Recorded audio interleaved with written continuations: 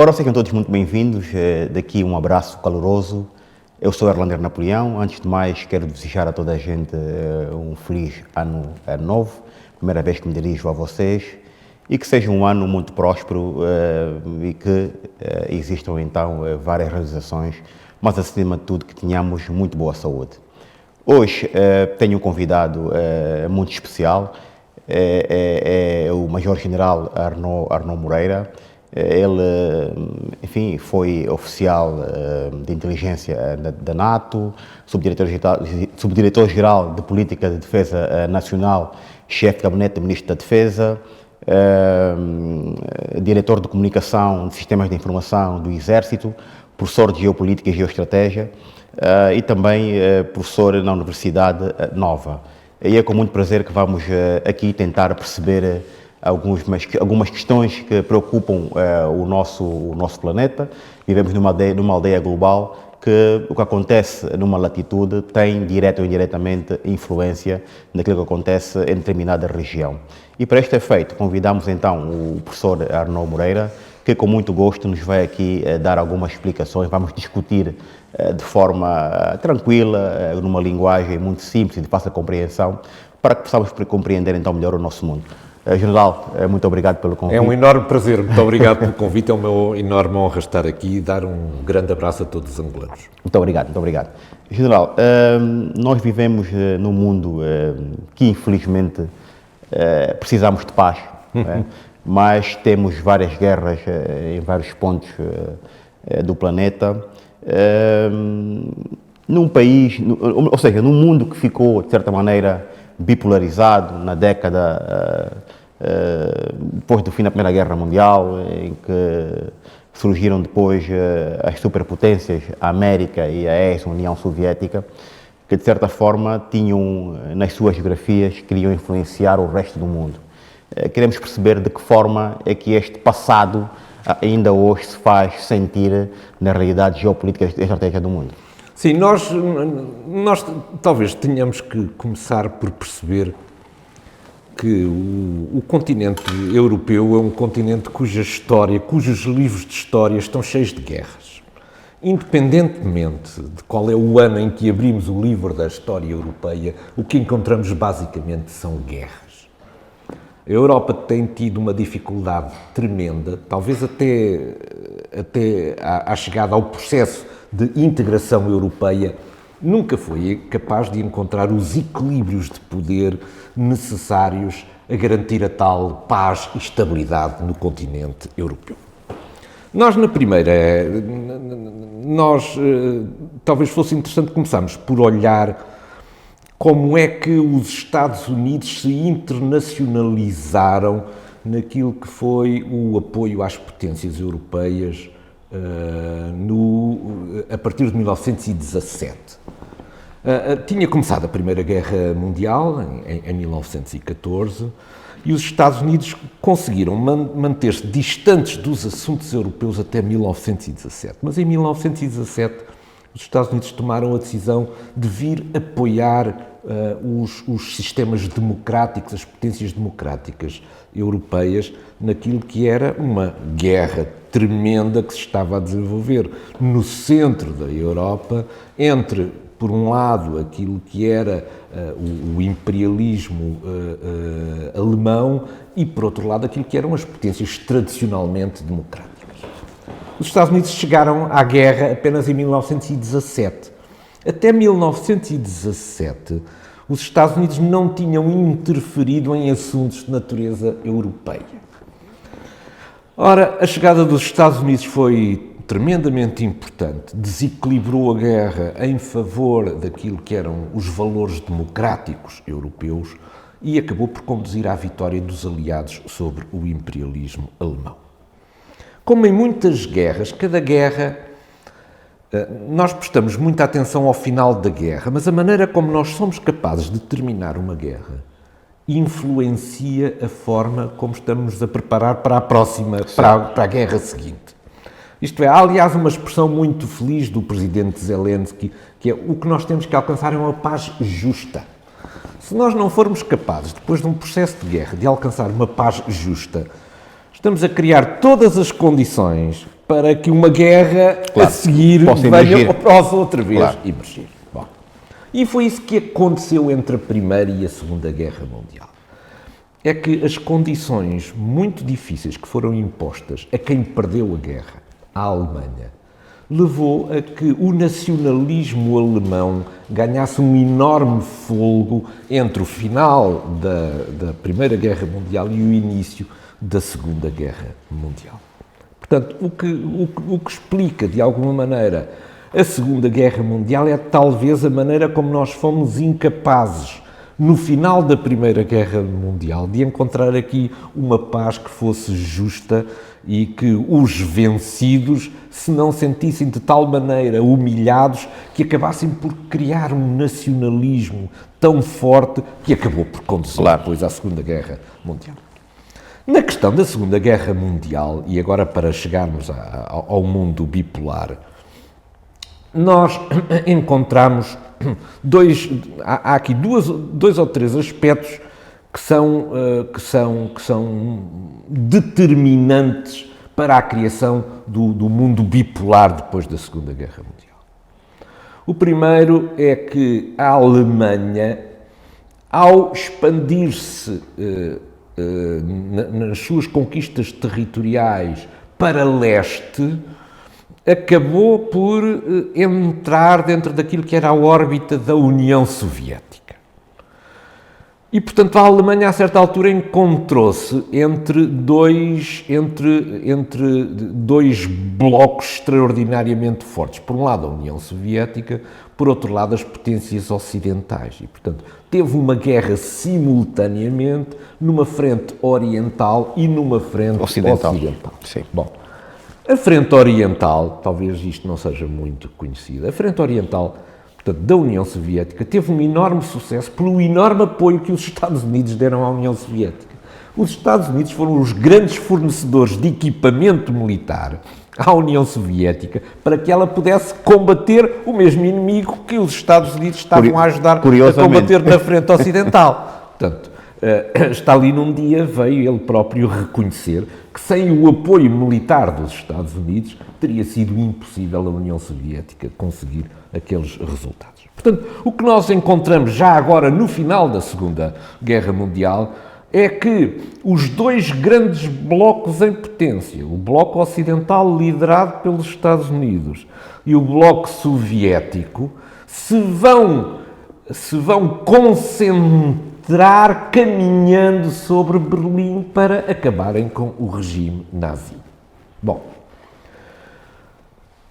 o que se passa a seguir não estava na ótica nem nas previsões daquilo que eram as potências ocidentais.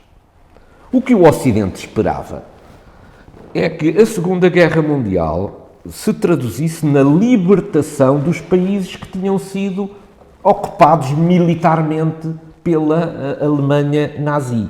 Isto é, que depois da intervenção militar fosse devolvida a voz aos povos que tinham sido invadidos para decidirem o seu futuro. Sim. Só que nós fomos surpreendidos muito rapidamente com uma outra postura da União Soviética. A União Soviética tinha ocupado toda a Europa de Leste até chegar a Berlim e não tinha vontade nenhuma de retirar a sua influência desses países. E, portanto, nós quando estávamos a pensar que a Polónia seria um país livre, que a Roménia seria um país livre, que a Bulgária seria um país livre, a Checoslováquia, etc., não foi isso que encontramos. O que encontramos foi a União Soviética aproveitou esta sua marcha sobre Berlim para colocar no poder um conjunto de regimes que todos eles eram favoráveis à União Soviética. Isto levantou por parte digamos, do bloco ocidental um alerta enorme, é que de repente nós não temos aquela União Soviética distante, não é? Distante lá nos confins da Europa, mas temos uma União Soviética e um Pacto de Varsóvia que está muito perto daquilo que é o núcleo central da Europa. A reação do Ocidente, é a criação da NATO como um instrumento de segurança coletiva. Mas o Pacto de Varsóvia é uma posterior. consequência É posterior. O Pacto de Varsóvia é posterior. Eu, quando falei no Pacto de Varsóvia, falei no facto de as forças de natureza militar que estavam ali, em conjugação com os coisas, mais tarde juntaram-se no Pacto de Varsóvia. Certo. Mas as forças militares já lá estavam. Não tinham, era a organização ainda do Pacto de Varsóvia. O Pacto de Varsóvia era uma forma elegante de mostrar o domínio da União Soviética sobre todos aqueles regimes e povos que tinham sido conquistados. E, portanto, a reação ocidental perante, de repente, forças de natureza militar que já estavam em Berlim foi de estupefacção. Isto é, nós, afinal, não era bem isto que estávamos à espera. Estávamos à espera de voltar a uma Europa de nações e de povos livres. Nós costumamos dizer que a Rússia piscou à direita, mas virou à esquerda. Sim, porque digamos que os acordos de Yalta tinham refletido de alguma maneira esta ilusão de que iríamos caminhar para finalmente resolver, digamos, os grandes problemas da Europa através da democracia, da liberdade e dessas coisas todas. Bom, a Segunda Guerra Mundial, portanto, conduziu a uma situação de natureza geoestratégica diferente no continente europeu em relação àquilo que se tinha, digamos, projetado. Idealizado. Sim. E isso acabou por influenciar também aquilo que era a visão em todo o mundo. Isto é, os Estados Unidos tinham terminado a Segunda Guerra Mundial com a bomba nuclear em Hiroshima e em Nagasaki. Na sequência do projeto Manhattan, que reuniu uma equipa de físicos dedicados quer à investigação do átomo, quer ao desenvolvimento da bomba atómica, como talvez nunca se tenha conseguido encontrar ou reunir em todo o mundo em torno de um projeto. Ora, essa bomba veio também assustar de alguma maneira a União Soviética, porque os Estados Unidos passavam a possuir, digamos, no seu arsenal de natureza militar, uma bomba. Aquelas bombas tinham o equivalente a cerca de 15.000, 16.000 toneladas de explosivo convencional, algo que a União Soviética não tinha. E, portanto, a União Soviética, durante a Segunda Guerra Mundial, acelerou o seu processo para chegar também à bomba nuclear. E chegou à bomba nuclear em 1949. Entretanto, a Inglaterra, que também tinha desenvolvido estudos nesta área, chegou em 1952, a França chegou em 1960, a China em 64, a Índia mais tarde também. A Índia mais tarde, depois veio o Paquistão. A partir do Paquistão também chegou à Coreia do Norte. Entretanto, descobriu-se que Israel também tinha um programa de natureza nuclear e depois veio agora esta questão que ainda continua na ordem. E havia outros países que também manifestaram intenção. O Brasil e a Argentina que investiram mais tarde.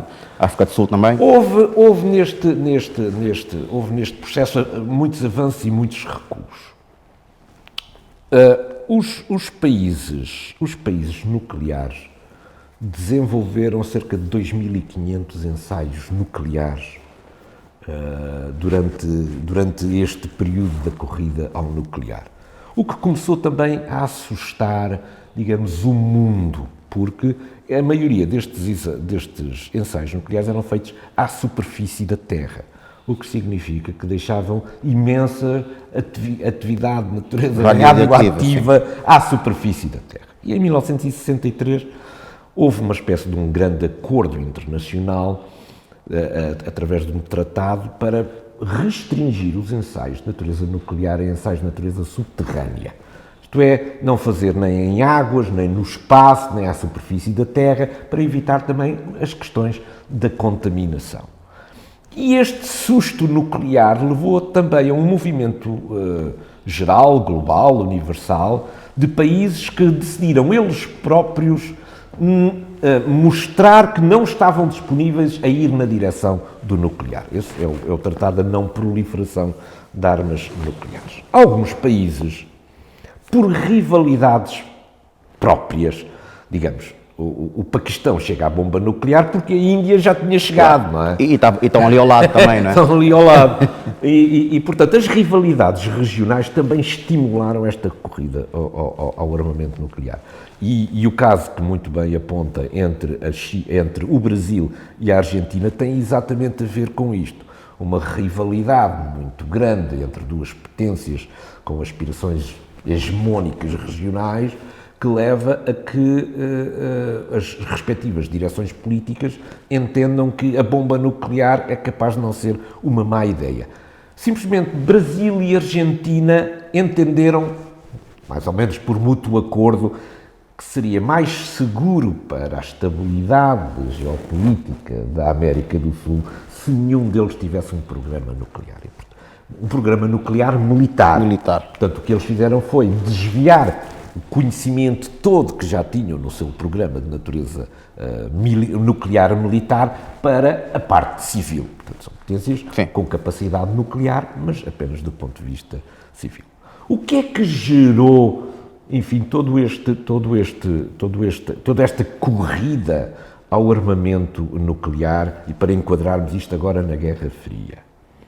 É que nós, em 1985, mais ou menos, tínhamos já mais de 63 mil ogivas nucleares em todo o mundo. Estava para destruir imensas vezes o nosso planeta e outros planetas à nossa volta.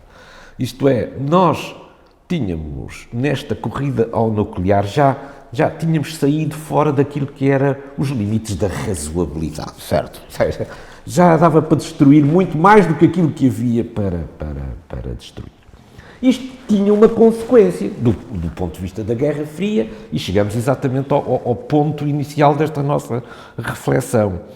É que se tornou, a certa altura, impossível haver uma vitória de natureza nuclear.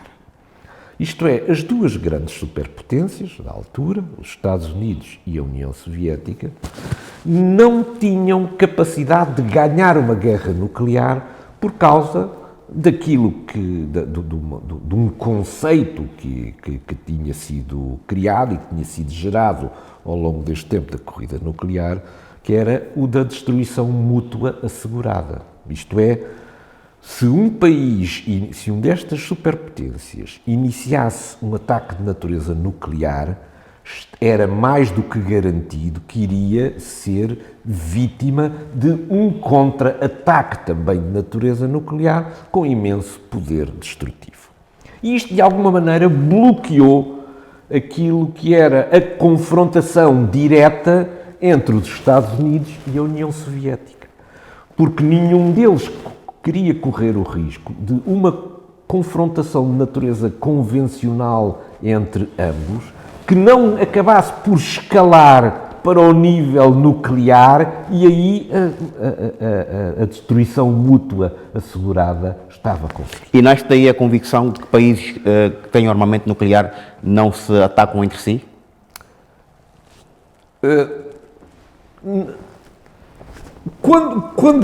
E já vou responder a isso, mas tenho primeiro que mostrar aqui uma outra questão. O que aconteceu é que, não havendo capacidade de uma confrontação convencional entre os dois países, eles passaram a utilizar terceiros países para desenvolver esta confrontação pelo domínio mundial. Proxy wars, sim. Exatamente. Em vez de, como era impossível por causa deste enquadramento nuclear, uma confrontação convencional direta, entre eles, a luta pelo poder global levou a que cada um deles tivesse disponível um conjunto de aliados e as guerras fizeram-se, digamos, não ao patamar superior, mas a patamares de natureza regional, em que cada um dos atores tinha, digamos, os seus estados favoritos, ou os seus movimentos favoritos para apoiar. Portanto, a Guerra Fria é um bocadinho isto, é uma paralisação da confrontação direta entre os grandes atores, por isso nós chamamos Guerra Fria, mas na verdade esta guerra foi muito quente no patamar regional, em que cada um destes dois grandes atores utilizou aquilo que eram os instrumentos e os países com que pertenciam, digamos, aos seus aliados, para se confrontarem entre si por um domínio de natureza global. Como é que isto acabou? Isto acabou com um colapso. A Guerra Fria acaba com um colapso, com o colapso da União Soviética. Porquê é que a União Soviética colapsou? Não foi do ponto de vista militar, mas o esforço militar que a União Soviética colocou naquilo que eram todos os seus apoios internacionais, desenvolvimento interno, etc., a certa altura começou a traduzir-se numa incapacidade de desenvolvimento das suas estruturas sociais e económicas e, portanto, das suas populações. Isto é, a atração pelo militar da União Soviética levou a uma degradação muito rápida daquilo que eram as condições de vida dos seus povos. Quando a União Soviética decidiu a construção do Muro de Berlim, não foi para que os ocidentais não saltassem para o lado de lá, foi para que as pessoas que viviam na Alemanha Oriental não saltassem para o Ocidente.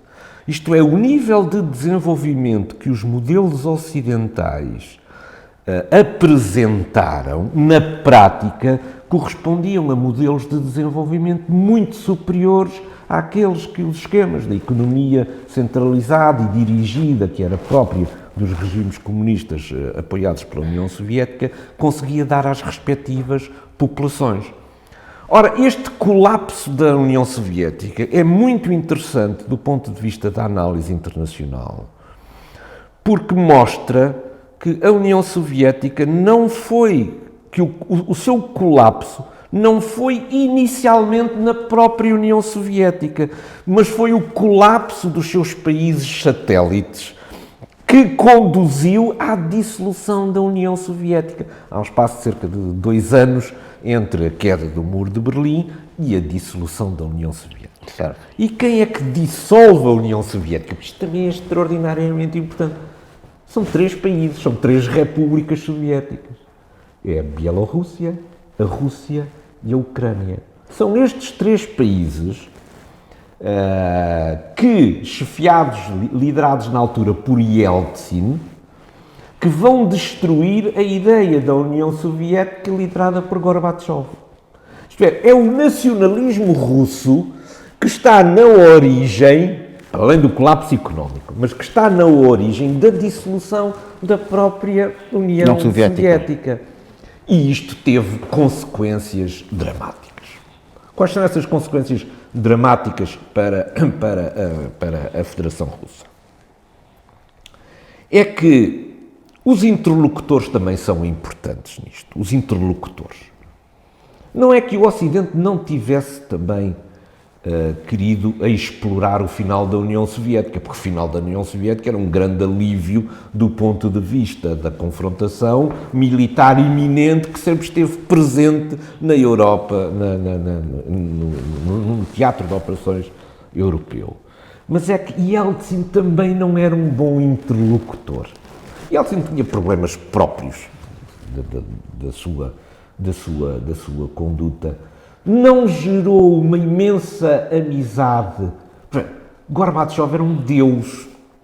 Eu fui das pessoas que mais tempo falou com Gorbachev no Ocidente, porque Gorbachev foi um dia convidado pelo Instituto de Estudos Militares a vir a Lisboa e eu fui o ajudante de campo de Gorbachev durante essa visita. Portanto, eu falei horas com Gorbachev.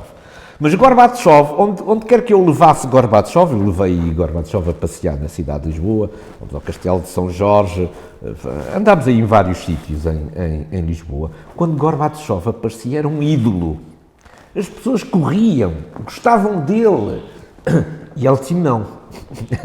Yeltsin nunca motivou do lado ocidental Muita simpatia. muita simpatia. E, portanto, Yeltsin acabou entalado entre duas coisas. Por um lado, não conseguiu a simpatia ocidental, que era fundamental para apoiar o processo de transição da Federação Russa para uma entidade democrática, com desenvolvimento económico, capaz de satisfazer aquilo que eram os anseios legítimos das populações. E, portanto, ele, por um lado, não foi capaz de cativar os russos e a Federação Russa, e também não foi capaz de cativar o Ocidente. E, portanto, é aí que surge Putin neste cenário. É muito interessante que no início da era Putin, portanto, Putin foi uma espécie de herdeiro de Yeltsin. Yeltsin apontou Putin como, digamos, o seu sucessor.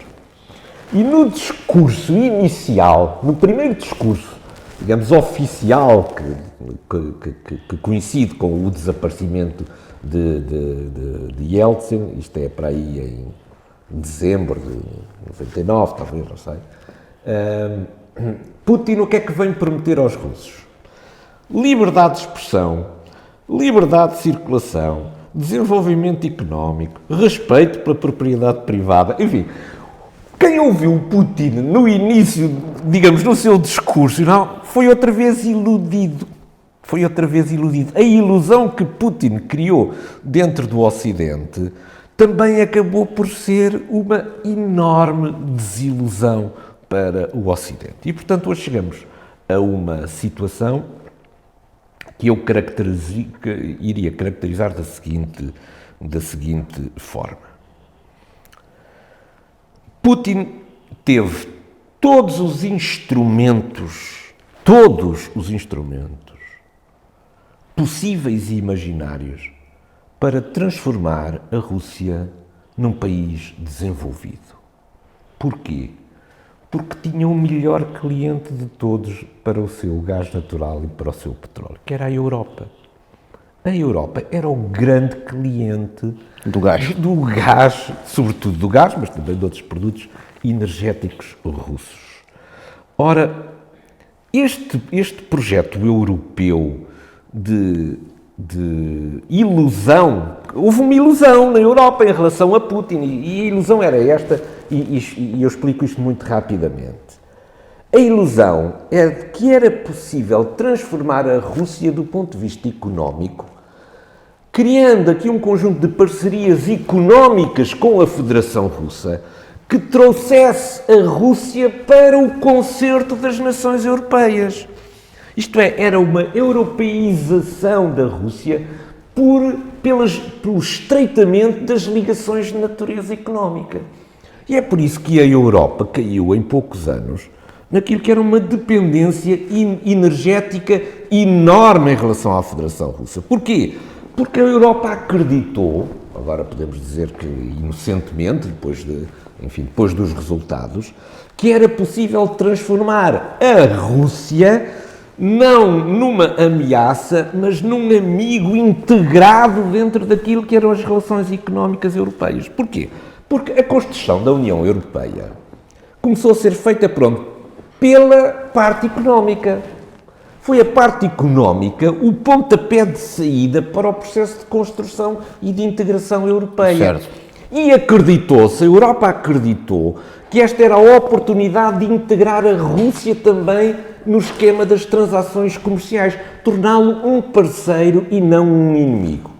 O que é que Putin fez com o dinheiro todo que recebeu em proveito disto? Construiu o seu aparelho de natureza militar. Portanto, a Europa tem tido também aqui um conjunto muito grande de, por um lado, gerar grandes expectativas quando há mudanças de natureza política no Kremlin. E depois, enormes desilusões em relação àquilo que é a política ativa, sobretudo no domínio da segurança e da defesa, por parte da Rússia. E a Rússia hoje é percebida pela maioria dos países europeus como algo de muito ameaçador, que está disponível para empregar a força militar para alterar uma coisa que nós considerávamos que era um bocadinho sagrado, que eram as fronteiras. Nós pensávamos que as fronteiras, depois do final da Guerra Fria, que era uma coisa assente. Resolvida, sim. Resolvida, que todos nós estávamos, se não estávamos satisfeitos, estávamos pelo menos conformados com as fronteiras e que as fronteiras eram invioláveis. Aliás, quando todos os países aderem às Nações Unidas, aderem a esta Carta de Princípios, não é? De que os países são soberanos e que as suas fronteiras não devem ser violadas. Ora, surpreendidos os europeus, hoje em dia estamos aqui num processo muito complicado, que é o processo de os europeus descobrirem que, afinal, as parcerias económicas com a Federação Russa não resultaram, que foram aproveitadas para fazer crescer o aparelho militar da Federação Russa e que esse aparelho militar se destina essencialmente a ser emprego em solo europeu. E daí estas reuniões constantes a que temos assistido de ministros da Defesa em vários formatos possíveis, no sentido de dar outra vez credibilidade militar ao sistema europeu. E só para, digamos, para arrematar este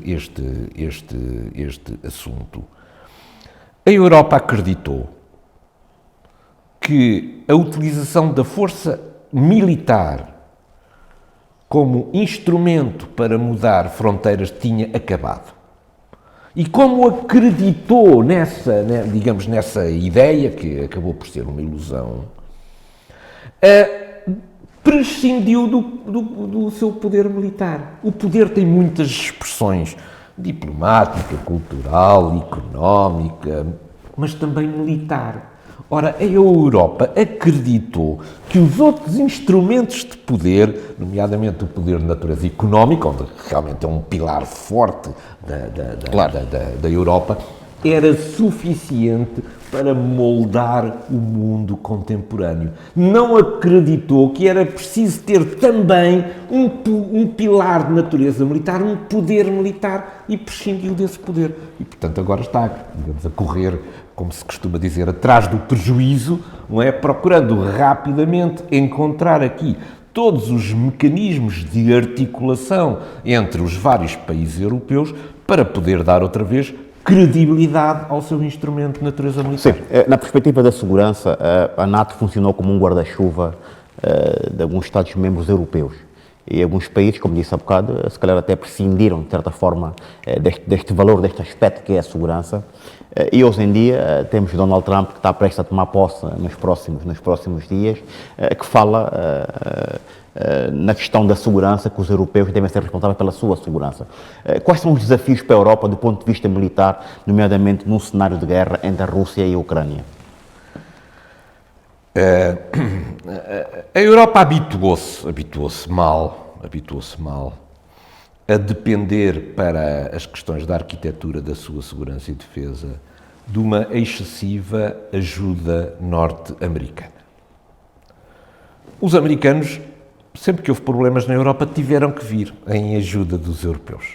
Vieram em 1917, pela primeira vez, mas depois tiveram que voltar na Segunda Guerra Mundial. E depois tiveram que voltar nos Balcãs, que, enfim, que tinha uma dimensão que poderia ser resolvida à escala europeia e não foi resolvido. Lá tiveram que vir os americanos outra vez. E agora os Balcãs é recente, é década de 90, não Sim, exatamente. E agora tiveram que vir outra vez em auxílio da Europa por causa da Ucrânia. Isto é, desde, portanto, 1917, que o conjunto das ligações de segurança entre os países europeus não tem sido suficiente para evitar as catástrofes e as tragédias de natureza de guerra que ocorrem periodicamente na Europa. E o árbitro disto, quem tem sido capaz, digamos, de estabelecer a unidade e a liderança, tem sido os Estados Unidos da América.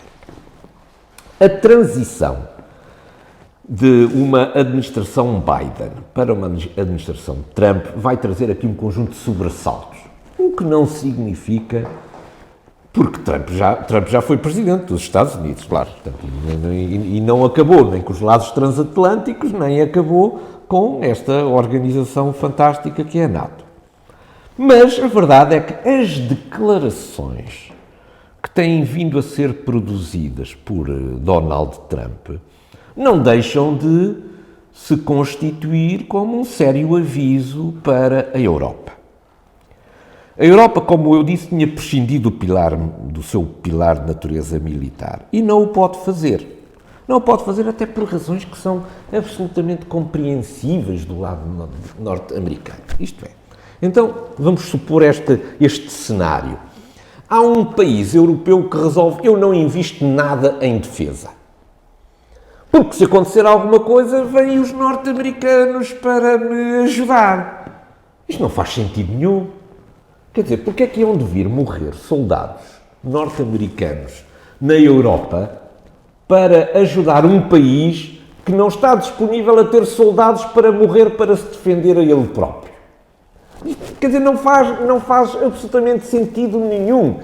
Os países têm que começar, isto faz parte daquilo que é a lógica da soberania de um país, tem que começar por garantir a segurança e a defesa do seu próprio Estado. Depois, se participam em coligações internacionais ou em tratados internacionais de segurança e defesa, isto é outra coisa. É outra questão, mas a responsabilidade de um Estado é assegurar a segurança e a defesa dos seus cidadãos. Com a chegada de Trump 2.0, como agora se diz, vão outra vez mexer estas coisas da defesa na Europa. E vão mexer porquê? Vão mexer, eu diria, por duas razões fundamentais. A primeira é que a Europa já reconheceu que não está a investir suficientemente em defesa. Que o tal pilar não tem credibilidade e que é preciso reforçar esse pilar. E, portanto, Trump tem-se concentrado muito na questão dos números. Os números ditos... Trump continua ainda em campanha eleitoral. Tudo o que Trump disser só vale verdadeiramente a partir do dia 20, não é? Até o dia 20, o presidente dos Estados Unidos é Joe Biden, não é? Portanto, isto tem que ser encarado como provocações ou como, digamos, ameaças, mas não é o presidente dos Estados Unidos que está a falar. Qual é o valor correto? É uma coisa que vai ser discutida. Nós vamos ter uma cimeira da NATO julgo que em junho, e esse será certamente um dos temas fortes. Não será, estou convencido, para a dissolução da NATO, mas será para discutirmos seriamente o que é que nós, europeus, estamos disponíveis para dar em face daquilo que é razoável nesta aliança. A aliança não interessa apenas aos europeus, isto é, os europeus não podem ver na Aliança Atlântica apenas um mero instrumento para a sua proteção à custa daquilo que são os contribuintes norte-americanos. Alguém tem que pagar para isto, claro, não é? Claro. Não podem ser os contribuintes norte-americanos a assegurar que os europeus podem estar descansados, relaxados nos seus sofás e digamos, a alimentar continuamente os seus sistemas sociais, porque os americanos também têm sistemas sociais no seu próprio país para alimentar. Portanto, o que vai estar aqui em discussão é, sobretudo, como é que vamos encontrar aqui um bom equilíbrio. E é isso que eu espero. Não se trata aqui de dissolver a Aliança Atlântica, mas de encontrar um bom equilíbrio entre aquilo que são responsabilidades do ponto de vista das capacidades militares que a Europa tem que oferecer e também aquilo que são as disponibilidades que a Europa tem que ter também em relação àquilo que são as preocupações dos Estados Unidos. General, sem querer cortá-lo, mas não há aqui... eu penso que esse aspecto é importante. Do ponto de vista das capacidades humanas, a Europa não tem aqui um grande déficit? A Europa tem muitos déficits, porque nós, quando pensamos numa capacidade, não estamos a pensar apenas em contar o número de carros de combate que temos. A NATO em si, do ponto de vista daquilo que são os seus meios militares, é largamente superior à Federação Russa, em todos os aspectos. Do ponto de vista, por exemplo, da aviação militar, a NATO tem 5 vezes mais aviões militares do que tem a Federação Russa. Do ponto de vista naval, tem 3 vezes mais meios navais do que tem a Federação Russa. A questão aqui não está apenas em eu ver que uma capacidade existe porque existem os meios. Vou dar aqui um exemplo ou dois que são muito fáceis de perceber.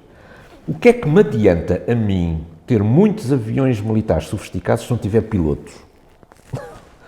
Isto é, a capacidade não são apenas os meios militares, a capacidade vai muito para lá disto. Eu tenho que ter pessoas que sejam capazes de os operar, que estejam treinados naquelas funções. Eu posso ter a guarnição toda de carros de combate, mas se eu não tiver condutores de carros de combate, os carros de combate não saem do sítio. Portanto, eu quando falo numa capacidade, estou a falar não apenas nesta contabilização simples que a gente vai buscar a tabelas que existem aí publicadas por muitas organizações internacionais, de contar, nós temos não sei quantos milhares de carros de combate. Sim, submarinos mas esses milhares de carros de combate têm tripulação para eles todos. E se entrarem em combate, em depósito, existem munições para quantos dias de combate? Portanto, a capacidade não é apenas o número daqueles meios, é verdadeiramente qual é a capacidade que eu tenho para utilizar em combate intensivo, durante largos períodos de tempo, determinado conjunto de instrumentos de natureza militar. E aí entra naquilo que muito bem disse, que é a questão do poder humano, da necessidade humana para guarnecer todos estes meios. À medida que se difundiu na Europa esta ideia de que com o final da Guerra Fria tinham acabado as ameaças de natureza militar, muitos países europeus acabaram com o serviço militar obrigatório, dizendo uma coisa com a qual eu não concordo, nunca concordei, de que hoje em dia um sistema militar é de tal maneira sofisticado que o serviço militar obrigatório não fornece pessoas com as qualificações suficientes para operar esses meios. Eu acho que não. Telemóvel. Um telemóvel é hoje em dia mais difícil de programar do que muitos sistemas de natureza militar.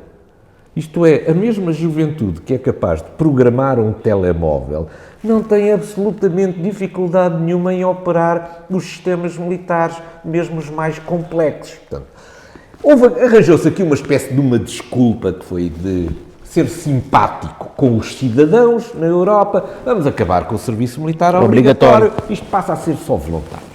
Qual é o problema do sistema dos voluntários? E quem são os voluntários? É que não há voluntários! O problema dos sistemas militares com voluntários é haver voluntários. É que não há voluntários em número suficiente para preencher aquilo que são as necessidades mínimas para que as tais capacidades possam surgir. Esse é apenas o primeiro dos problemas. Há um outro problema que os serviços de voluntariado causam, é que não há reservistas. Eu, quando tenho o serviço militar obrigatório, estou a formar, por exemplo, 50 mil soldados por ano. Eles estão no serviço militar obrigatório, eles, durante um ano, adquirem um conjunto de competências de natureza militar. E depois passam onde? Passam à reserva. Isto é, se eu precisar deles, porque houve uma alteração do estado de segurança e eu precisar, eu vou chamar outra vez esses reservistas, porque esses reservistas estão preparados já e têm já aquilo que é básico do sistema militar. Mas num sistema de voluntários, o número de reservistas é muito baixo, porque o número de voluntários também é muito baixo. Portanto, é um sistema que não pode ser facilmente aumentado. Israel, por exemplo, chamou cerca de 30 mil reservistas no espaço de uma semana. Porquê? Tem serviço militar obrigatório. E, portanto, o serviço militar obrigatório cria uma enorme reserva que está disponível para ser ativada em pouco tempo. Os países que não têm serviço militar obrigatório e que têm apenas voluntários, não têm esta reserva disponível. Isto é, precisam de 6 ou 12 meses mais, se calhar muito mais até, para preparar outra vez para uma emergência. E as guerras acontecem sem nós muitas vezes sem estarmos prevenidos para isso. Portanto, o que se está a assistir neste momento é um movimento, outra vez agora, mas em sentido contrário, que é o retorno do serviço militar obrigatório, outra vez, aos países de natureza europeia. Começou aonde? enfim, começou nos nórdicos e naqueles países do Báltico que estão mais sujeitos a uma eventual pressão ou invasão ou pressão de natureza militar por parte da Federação Russa. Portanto, sentiram que o serviço militar é obrigatório, é onde eles vão buscar as reservas que necessitarem no caso de haver uma ameaça que se concretize sobre os respectivos territórios. Muito bem. General, nós temos vivido, no continente africano particularmente, a construção de bases americanas, bases russas, agora com a predominância da China, que de certa forma, por meios económicos, conseguiu ou consegue pôr em prática aquilo que é o seu projeto milenar, que é a Rota da Seda, não é? Interligar portos e caminhos de ferro e redes rodoviárias. De que forma é que estas bases ao continente africano podem sofrer influências que podem não ser positivas para a prosperidade e para o crescimento do continente? Bom, primeira questão. Eu adoro a África. A África tem problemas como qualquer outro continente tem. Nós olhamos para a América, tem problemas, olhamos para a Ásia, tem problemas, olhamos para a Europa, o que não faltam na Europa são problemas. Bom, os problemas, eu quando falo em problemas, estou a falar em coisas em perspectivas que são perspectivas ligadas ao passado, isto é, houve coisas que correram mal e da qual resultam este conjunto de problemas. Eu gostaria de ver que os países falassem menos de problemas e mais de desafios. Isto é, vamos olhar para o futuro. Os problemas não há nada por fazer. Porquê? Porque eles resultam do passado. Estão identificados. Estão identificados. O nosso problema, o problema da África e o problema da Ásia e o problema da Europa é olhar para os desafios. Isto é, como é que nós, perante um mundo em mudança acelerada, aparentemente no sentido da confrontação e não da colaboração e da cooperação, como é que nós encontramos, por um lado, os modelos de natureza política que deem consistência aos Estados e, por outro lado, os modelos de desenvolvimento económico que proporcionem uma melhor qualidade de vida às populações. É por isso que os Estados são responsáveis, garantir, por um lado, a segurança, mas, por outro lado, também as perspectivas de desenvolvimento. Fala-se muito nesta questão das oportunidades perdidas, isto é, todos nós reconhecemos um enorme potencial em África, mas depois parece que falha qualquer coisa nesta engrenagem que permita transformar todo este potencial, toda esta riqueza existente em progresso e em desenvolvimento. E há muitas razões para isto. Não há uma única, quer dizer, nós não conseguimos encontrar uma única justificação para isto. Há muitas justificações. Bom, o que é que eu diria em relação à África? Primeiro, quais são os desafios, do meu ponto de vista, da minha perspectiva? Eu não estou aqui para dar nenhum conselho à África. Os africanos são maiores e vacinados e hão de decidir bem, certamente, o seu destino. Eu falo apenas do ponto de vista daquilo que são as perspectivas macro-gerais que acabam por influenciar também depois regionalmente cada um dos países. O primeiro desafio da África é de natureza demográfica. A África é o segundo maior continente do mundo, depois da Ásia, e é também o segundo continente mais populoso do mundo. Tem 1,3 mil milhões de habitantes. É muita gente. Mas a África está numa explosão demográfica. Isto é, nós temos que pensar como é que nós vamos ser capazes de incorporar e dar perspectivas de desenvolvimento e de integração social a uma explosão demográfica que continua a adquirir contornos muito sérios. Fala-se que em 2050, já destes 1,3 mil milhões, já a África pode ir nos 2 qualquer coisa mil milhões de habitantes em 2050. Isto é, como é que nós criamos condições para integrar toda esta população jovem? Eu julgo que 50% da população africana tem menos de 25 anos de idade. Como é que nós vamos dar perspectivas de desenvolvimento e de integração social a isto? Isto não é um problema. Isto é um desafio. Isto é, quais são os modelos de natureza económica e de desenvolvimento político que nós temos que ter para sermos capazes de acomodar esta enorme pressão demográfica que está aí a aparecer. O problema da Europa é o contrário, estamos todos a ficar velhos. E como é que nós vamos conseguir continuar a garantir condições de produtividade e de crescimento na economia quando a população está toda já na reforma? Portanto, os problemas são distintos, mas não devem ser encarados apenas na ótica dos problemas, porque os problemas levam a uma coisa que é, andamos sempre indignados, andamos sempre zangados, e essa perspectiva não é boa. É preciso olhar para o futuro. Que soluções é que eu tenho que encontrar para permitir que isto seja possível? Há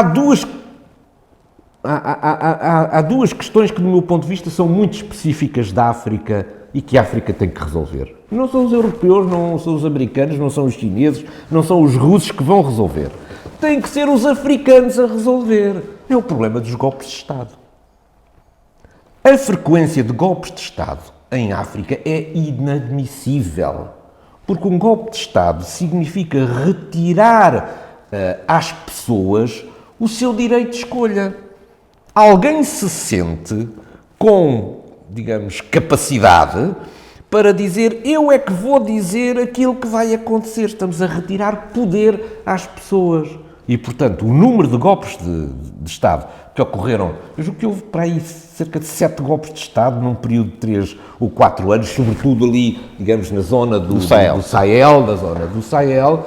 Todos estes golpes de Estado, o que na prática correspondem é retirar o poder às pessoas, o poder de decisão das pessoas.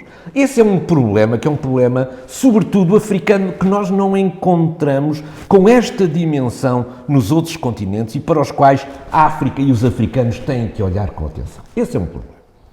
O segundo problema tem a ver com a gestão do poder. A gestão do poder é das coisas mais difíceis de fazer. Aliás, o meu livro é O Domínio do Poder, exatamente para procurar explicar como o poder é uma coisa que é difícil de construir, mas que uma vez adquirido, ninguém está disposto a distribuir. Mas este chegou ao âmago da questão. É que, em muitos casos, o golpe de Estado acaba por ser a solução para líderes longevos e que têm uma governação danosa para aqueles povos. Portanto, não há uma outra solução. Eu percebo o que está a dizer, mas em muitos casos é essa a problemática. Aquilo que eu digo não está em contradição com aquilo que diz, porque eu tinha falado em dois aspectos e ainda não tinha referido o segundo. E o segundo tem a ver com aquilo que eu chamo a transparência do exercício do poder. Esse não é um problema exclusivo de África, mas é um problema que tem que ser endereçado pelos africanos com um pedido de transparência sobre as questões da gestão da coisa pública. Isto é, o defeito europeu é que às vezes até há controle a mais, os governos estão de tal maneira atados nas fiscalizações sucessivas parlamentares, etc., que têm dificuldade em serem ativos e em produzirem resultados. Mas o outro lado é muito mais danoso. É o de haver pessoas que pensam que são detentoras de toda a verdade e que não estão disponíveis.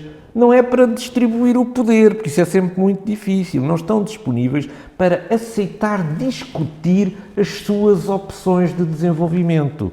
Esse problema é um problema muitíssimo complicado e que tem a ver com os tais líderes que permanecem eternos no poder, voltando outra vez aos domínios de natureza monárquica, em que cada um depois vai designar qual é o seu sucessor e assim sucessivamente, e as pessoas acabam por não ter voto na matéria.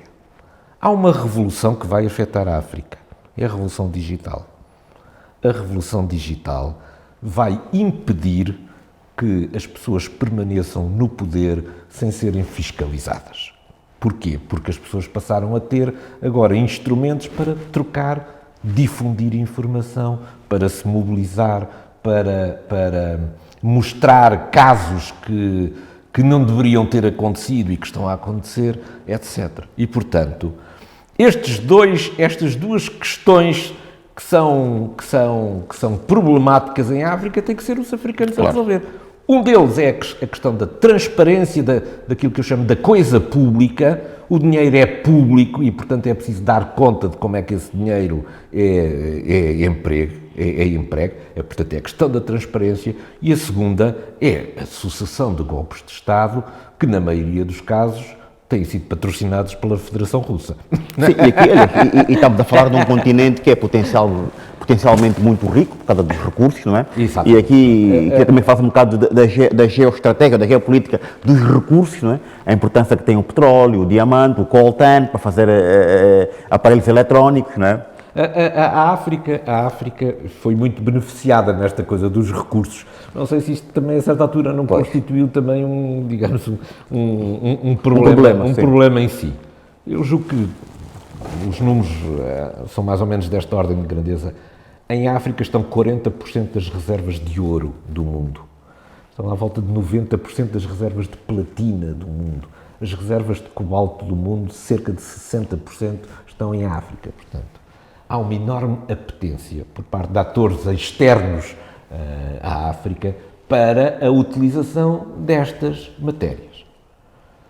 Uma das coisas que a África tem que olhar é como é que eu deixo de ser um produtor de matérias, porque a matéria não vale nada, quer dizer, a matéria em bruto não vale nada. O valor acrescentado através dos processos de sofisticação de natureza tecnológica, é que dão valor aos produtos. A sua transformação, sim. É a sua transformação. É daí que resulta o valor acrescentado de um determinado material. Aquilo reduzido exclusivamente à matéria-prima tem pouco valor e, portanto, o grande desafio da África é também este. Como é que eu deixo de ser apenas um exportador de matéria-prima, que toda a gente está naturalmente interessada nisso, e como é que eu sou capaz de transformar esta matéria-prima em produtos tecnologicamente mais sofisticados e que produzem eles próprios, sim, enormes mais-valias. Isto é um desafio que os africanos vão ter que resolver.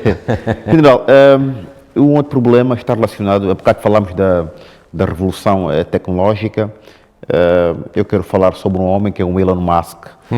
Há uma grande polémica agora por causa da questão do TikTok, que Trump, em princípio, a partir do dia 19, deixar de ter, os utilizadores deixaram de ter acesso nos Estados Unidos da América. O que eu pergunto é o seguinte: se o TikTok é um perigo, Elon Musk com as suas redes sociais não será um perigo também para o mundo? Bom, tenho que enquadrar isto dentro daquilo que é a evolução do sistema internacional. Quando eu falo em sistema internacional, há um termo que é mais importante do que o outro. O termo sistema é mais importante que internacional. Eu vou explicar porquê. Um sistema é um conjunto de atores sujeito a um determinado conjunto de regras. Senão é o caos, não há um sistema.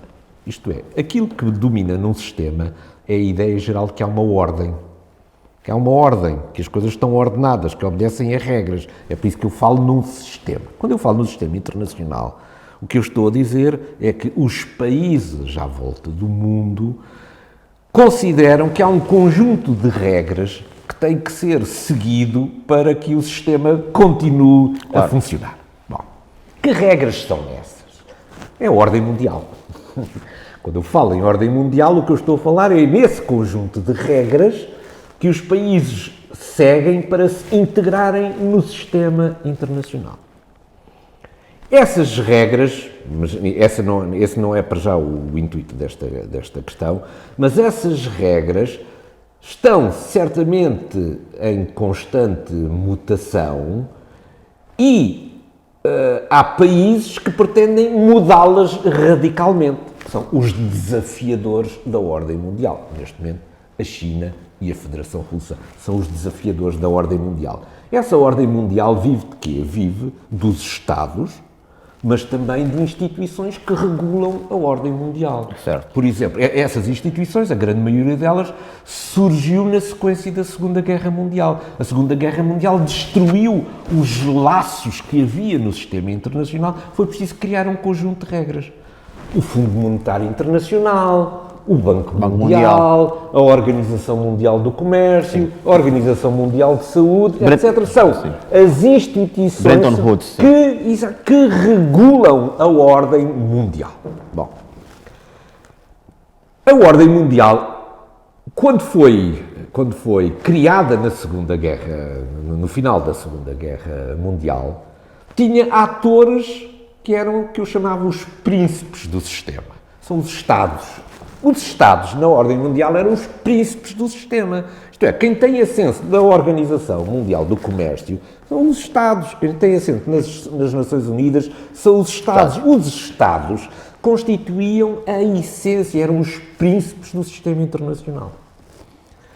A revolução tecnológica, que está em aceleração constante, está a reduzir o papel dos Estados como os príncipes do sistema internacional e está a acrescentar outros atores que já não são Estados, os atores não estatais. Que atores não estatais são esses? Bom, até agora estávamos habituados, sobretudo, por exemplo, a grandes empresas. As grandes empresas, ninguém elegeu as grandes empresas, não é? Não é como os Estados, que em princípio são eleitos pelas respectivas populações.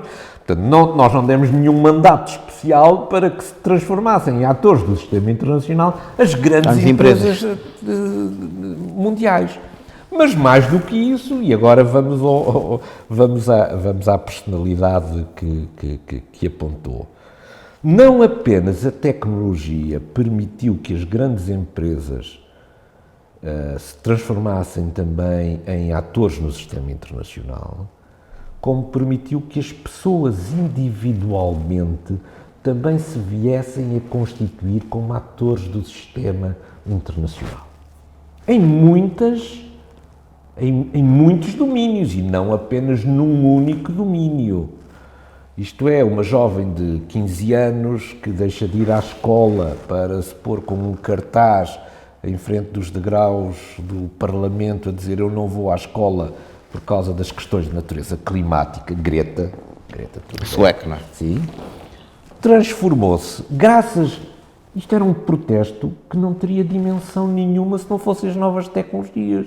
Mas com as redes sociais, ela ganhou uma dimensão, a sua voz ganhou uma importância que é escutada em todo o mundo. Ora, Elon Musk, mais do que ser essa voz, é detentor de uma enorme plataforma das redes sociais. Isto é, ele pode mexer nos algoritmos que dão relevância ou não dão relevância a determinadas notícias. Eu, quando entro, por exemplo, ao meu computador e entro no X, o antigo Twitter, a primeira coisa que me fazem é sou redirecionado para a homepage. E a homepage tem um conjunto de assuntos que não fui eu que escolhi. Foram os algoritmos que escolheram. E a leitura, digamos, desses artigos que estão aí empurra-me numas direções e afasta-me de outras direções. Isto é, Elon Musk é uma personalidade importantíssima do ponto de vista de natureza tecnológica, mas tem também acesso a uma plataforma que ele próprio comprou que o afasta do empresário tradicional. O empresário tradicional não fazia política específica, não se metia nos assuntos específicos que regulavam a ordem internacional ou o poder interno dos Estados. Não tem ele demasiados poderes, não. Ora, Elon Musk é o protótipo deste novo empresário que é politicamente ativo na esfera internacional. E como tem consigo uma rede social que é dele próprio, tem uma enorme capacidade de influência a nível mundial. Isso é bom ou é mau? Bom, os países os tais príncipes do sistema internacional, os Estados, andam muito zangados com isto. Muitíssimo zangados. Porquê? Porque a tecnologia está a permitir que a informação que antigamente era controlada e regulada pelos mídias tradicionais passem agora a ser feito diretamente pelas pessoas e a atingir diretamente as pessoas. Isto é, as pessoas hoje podem manter-se informadas sem terem que assistir à informação que é veiculada pelos meios afetos, sei lá, Tradicionais. tradicionais, sim, não é? Isto dá um enorme desconforto para os Estados.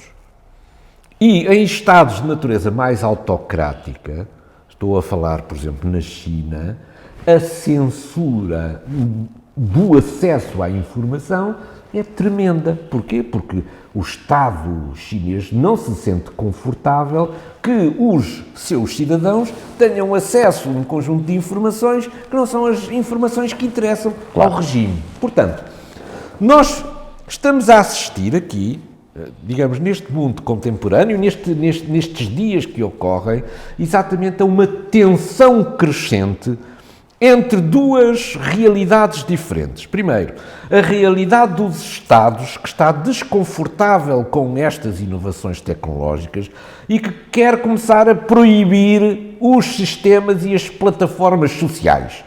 O TikTok aqui não entra, a Huawei aqui não entra, isto é, os Estados querem limitar que a informação que eles consideram que é prejudicial ao funcionamento do seu Estado possa ser veiculado. E uma das razões, uma das ações que está a ocorrer neste momento é que começamos a ver um número crescente de países que querem anular, interferir, proibir os sistemas, as plataformas eletrónicas que permitem a difusão da informação. Há até alegações de espionagem também, no caso do TikTok em particular. E depois há questões tecnicamente mais complexas e que escapam às pessoas. Eu, num curso que dou sobre cibersegurança, gosto de mostrar um exemplo, que é um exemplo muitíssimo interessante, que é o das câmaras de vigilância. Qualquer problema de segurança, as pessoas querem resolver logo com vamos instalar aqui uma câmara de videovigilância para nos trazer segurança. Isto é uma viragem muito perigosa na sociedade. A coisa de que temos que vigiar o comportamento das pessoas nos espaços públicos.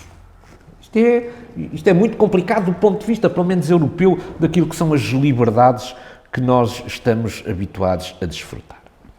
Nos Estados Unidos, quando houve uma suspeita enorme do Estado americano relativamente aos sistemas da Huawei chinesa, residia em quê? Residia no facto de haver informação captada pelos sistemas Huawei que era depois enviada para a China.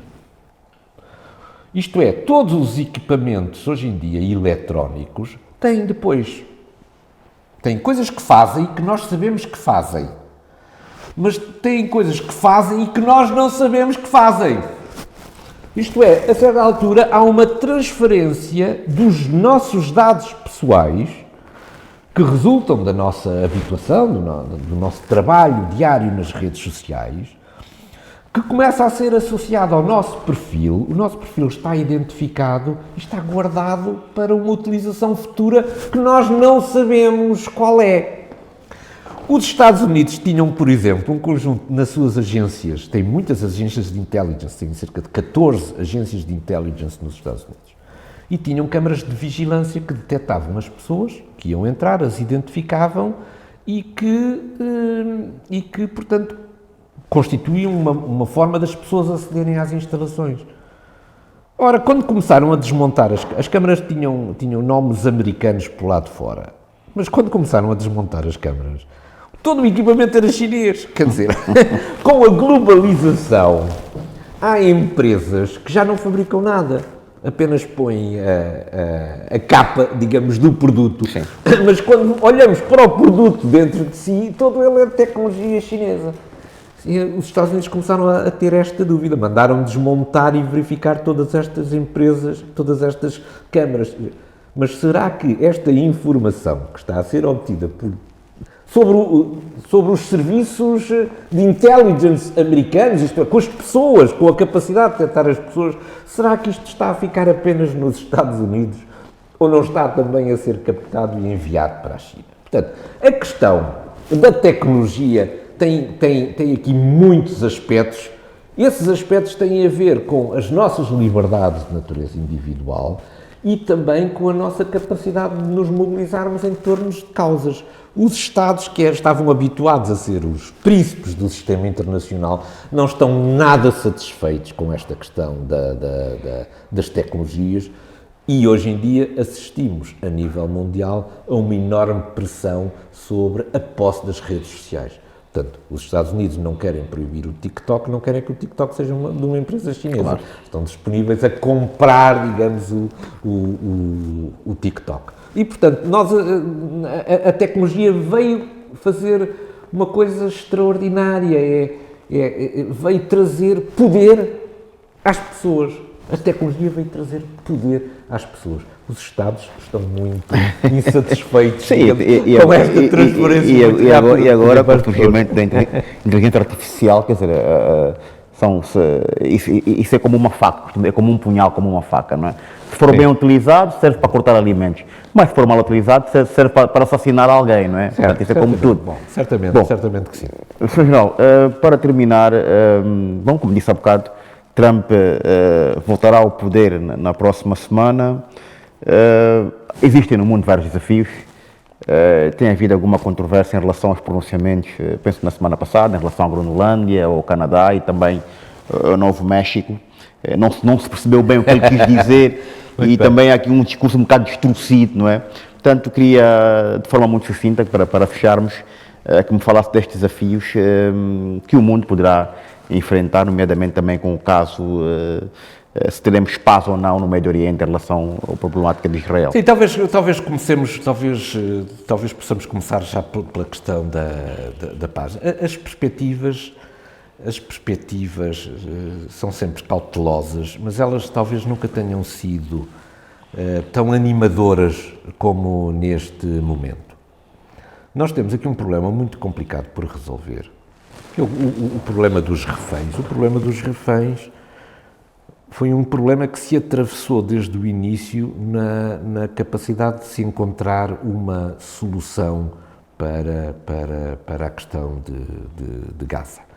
E parece que estamos mais próximos do que nunca do que encontrar a solução dos reféns. Certo. Sem encontrarmos uma solução para os reféns, nunca vamos encontrar nenhuma solução para Gaza. Mas não podemos esquecer que o que nós estamos a falar neste momento é de resolver a situação de natureza militar.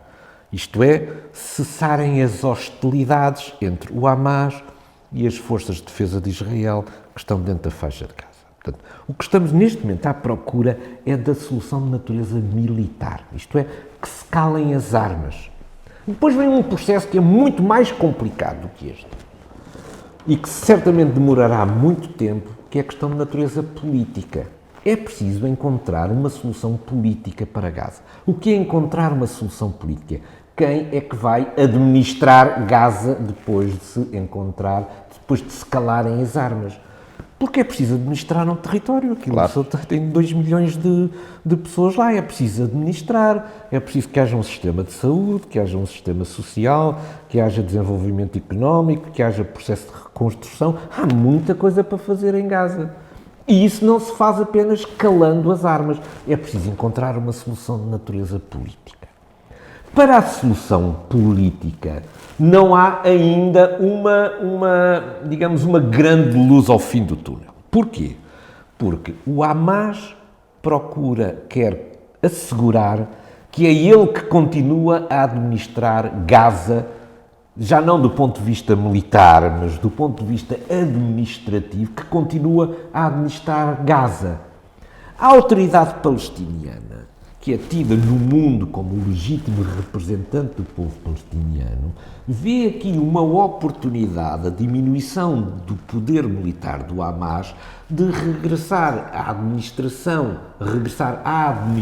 de Gaza como era antigamente. Sim. Era a autoridade palestiniana que administrava Gaza. Por outro lado, esta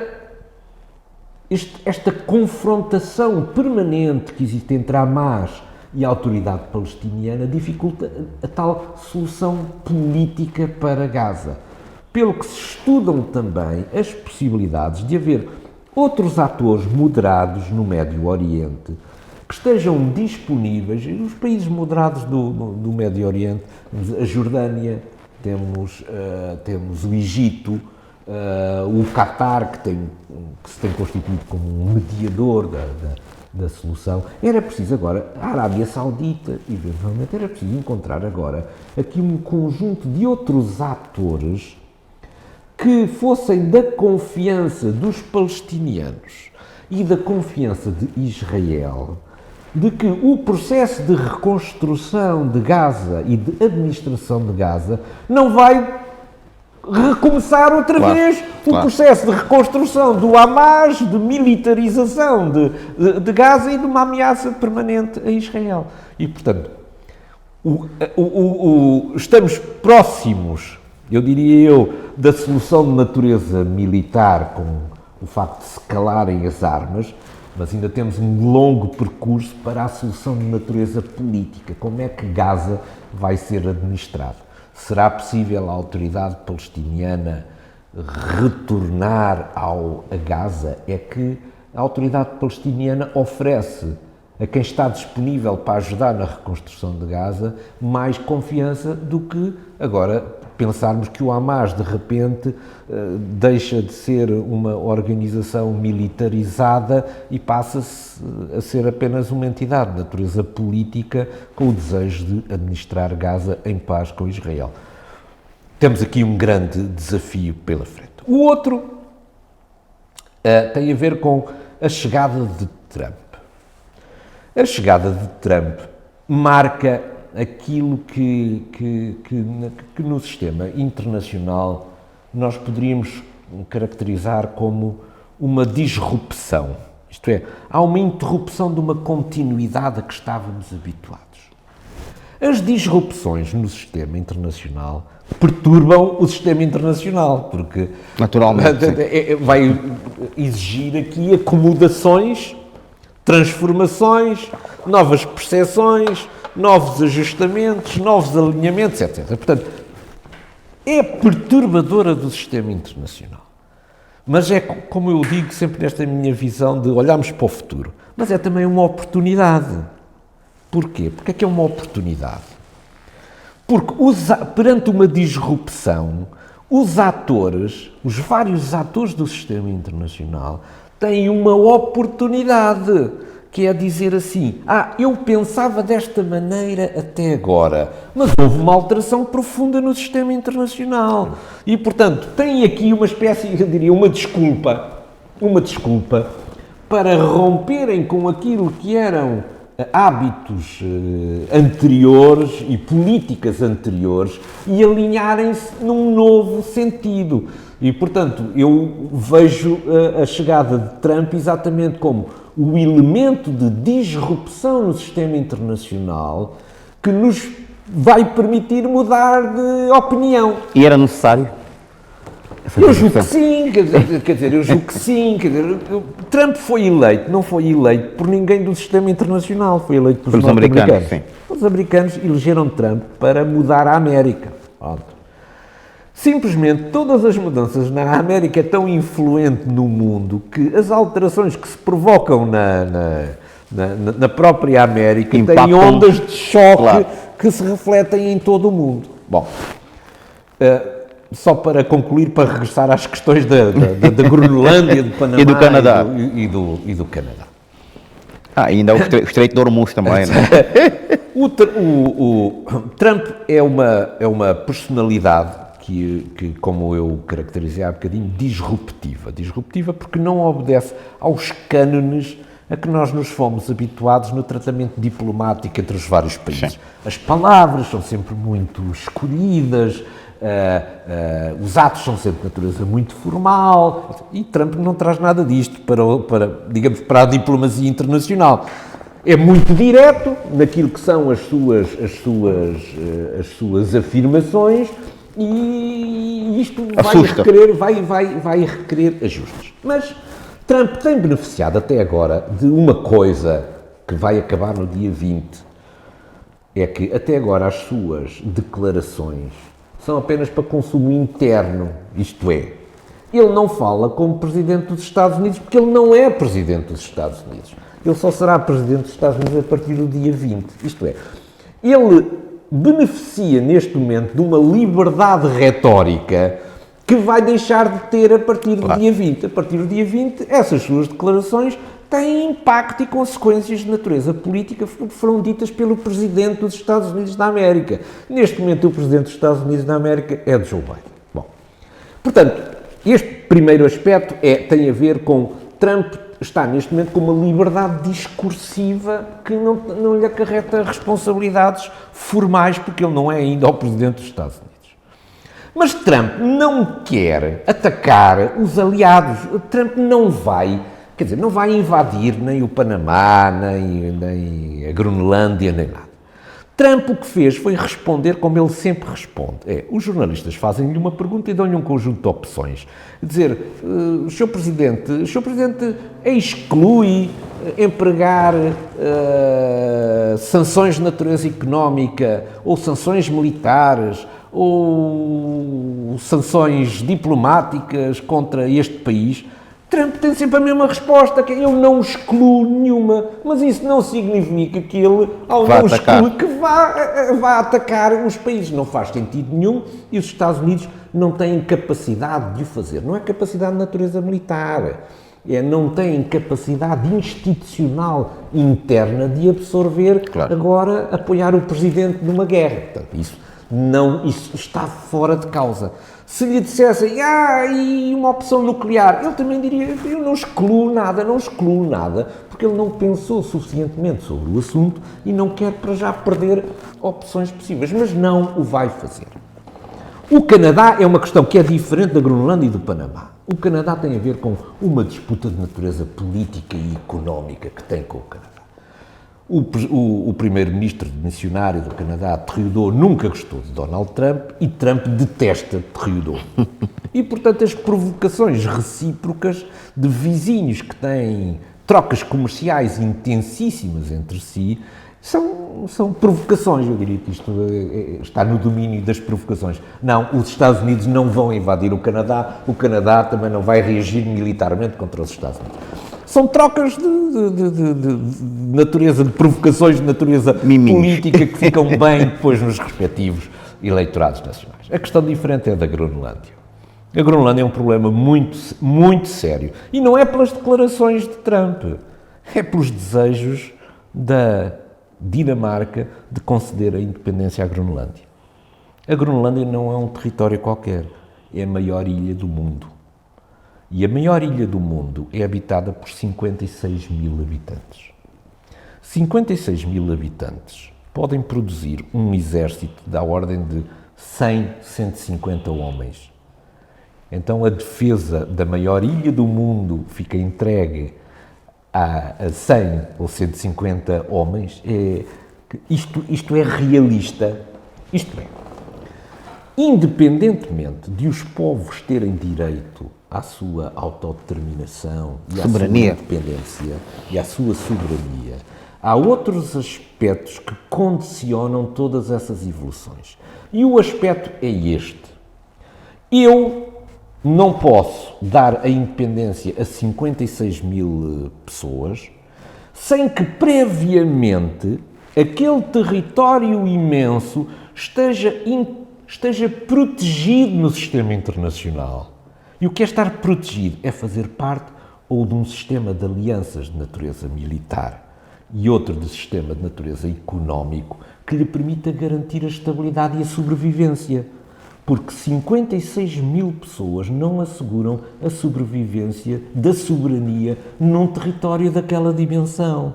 Portanto, eu não posso, pura e simplesmente, abster-me dos contornos de natureza geoestratégica e da importância que a rota do Ártico tem para a China e que o controle do Ártico tem para a Federação Russa e dizer assim, estas 56 mil pessoas que decidam do seu futuro, mas elas não têm capacidade autonomamente de o poder fazer, porque não conseguem gerar os recursos que asseguram a soberania. Claro. E, portanto, eu, antes de um processo de natureza de independência, o que tenho que fazer é o seguinte. A Groenlândia quer ser independente, pois vai aderir à NATO, por exemplo. A Groenlândia quer ser independente, pois vai fazer parte de um sistema económico e social que está disponível para ajudar no seu desenvolvimento económico e social, como a União Europeia, por exemplo. Ou seja, é preciso criar condições para que a independência seja um sucesso e não que a independência se transforme num pesadelo para os próprios, porque a China está já disponível a construir todas as infraestruturas necessárias na Groenlândia. Ora, para um país que gera poucos recursos, tem muitos recursos, mas estão por explorar, basicamente vive da pesca. O maior cliente de pesca da Groenlândia é exatamente a China. Pois a China está disponível imediatamente para se instalar ali, com os seus interesses de natureza económica, mas já a pensar nos seus interesses de natureza geoestratégica. É a mesma coisa com o Canal do Panamá. O Canal do Panamá é tudo muito bonito, mas o canal do Panamá é a forma como os Estados Unidos têm de passar forças da costa oeste para a costa leste e vice-versa. Isto é, o controle do Panamá por empresas que sejam de alguma maneira ligadas à China, não é a operação do canal. A operação do canal é, neste momento, garantida por empresas que estão na soberania, digamos, do Panamá.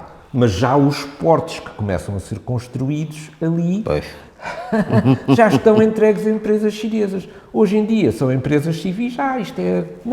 São empresas civis, enquanto isso interessar à China que sejam empresas civis. Se as quiserem militarizar, é na hora, no dia seguinte, passam a ser empresas de controle militar. Portanto, nós não podemos prestar, digamos, digamos, à letra, interpretar à letra estas declarações de Donald Trump, são feitas num contexto específico. Donald Trump parece que ainda está em campanha, um bocadinho em campanha eleitoral interna, mas o que nós não podemos deixar de fazer é atender às preocupações que os Estados Unidos manifestam e, sobretudo, encontrar soluções. É isso que queremos fazer, é para isso que estamos disponíveis, dar um grande abraço, certamente, a todos e esperar os maiores sucessos para a África. Eu estou confiante que isso vai acontecer. Sr. General Arnaud Moreira, muito obrigado por ter estado no nosso convite. Foi um grande prazer. E muito obrigado também pelo livro, O Domínio do Poder, de General Arnaud Moreira, que está disponível nas livrarias. É um livro que vamos certamente ler com muita atenção e também fazer aqui as nossas anotações para que possamos então continuar a aprender. É um mestre mundo, mas é um mestre muito importante. Sr. General, muito obrigado. Muito obrigado, foi um enorme prazer. Muito obrigado. Contamos com uma próxima oportunidade. Maior sucesso também para si, para o seu governo. Muito obrigado. Bem, meus caros amigos, foi assim então a nossa conversa com o General Arnaud Moreira. Nós voltaremos numa outra oportunidade, em que traremos um outro tema e um outro convidado nos próximos dias. Então, até lá, um bem-aja e fiquem bem. Até a próxima.